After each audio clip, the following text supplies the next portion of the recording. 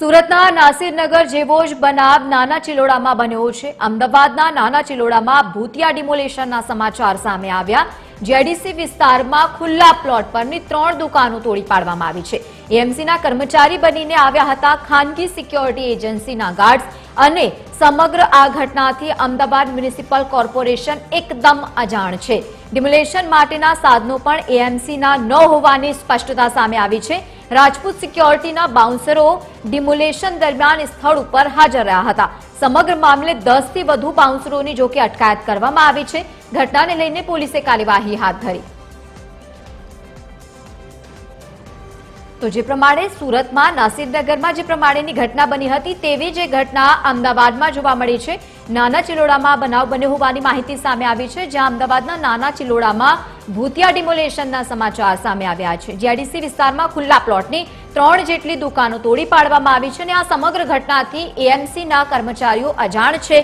અને બીજી તરફ જે પ્રમાણે સમગ્ર માહિતી સામે આવી છે, મ્યુનિસિપલ કોર્પોરેશનને કોઈપણ પ્રકારની આ ઘટનાને લઈને જાણ જ નથી। ડિમોલેશન માટે જે સાધનોનો ઉપયોગ કરવામાં આવ્યો તે પણ અમદાવાદ મ્યુનિસિપલ કોર્પોરેશનના નથી તે પ્રમાણેની સ્પષ્ટતા સામે આવી।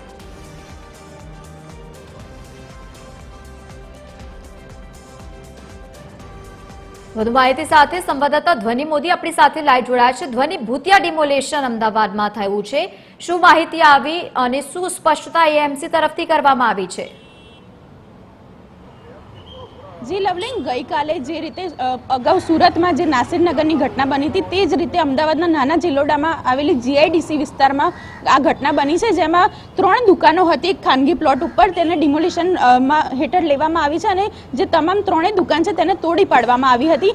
અને આ જે ઘટના છે તેનાથી એએમસી અજાણ હતું, કારણ કે એક ખાનગી સિક્યુરિટી કંપની જે છે થલતેજની રાજપૂત સિક્યુરિટી, તેના દ્વારા ડિમોલિશન કરવામાં આવ્યું હતું અને જે 10 થી 12 ત્યાં ગાર્ડ હાજર હતા તેને પણ નરોડા પોલીસ સ્ટેશન દ્વારા તેની અટકાયત કરવામાં આવી હતી। પરંતુ મોડી રાત્રે કોઈ પણ ફરિયાદ ન નોંધાતા તે તમામ ગાર્ડને છોડી મૂકવામાં આવ્યા હતા અને કદાચ 2 થી 3 કલાક જે સિક્યુરિટી ગાર્ડ હતા તેમને પોલીસ સ્ટેશનમાં બેસાડી રાખવામાં આવ્યા હતા। અને જે હજુ પણ એએમસી આ મામલે તપાસ કરી રહી છે અને જો કોઈ ફરિયાદ કે નોંધાવવાની પ્રોસેસ હશે તે આગામી દિવસોમાં થઈ શકશે। જી લવલી, બિલકુલ ધ્વનિ, આભાર સમગ્ર માહિતી સાથે જોડાવા બદલ। તો જે પ્રમાણે આ સમગ્ર ઘટના સામે આવી છે, ફરી એકવાર પ્રશ્નો ઉભા થઈ રહ્યા છે। જો કે સમગ્ર ઘટનાને લઈને 10 થી વધુ બાઉન્સરોની અટકાયત કરવામાં આવી છે। ઘટનાને લઈને પોલીસે વધુ તપાસ પણ હાથ ધરી।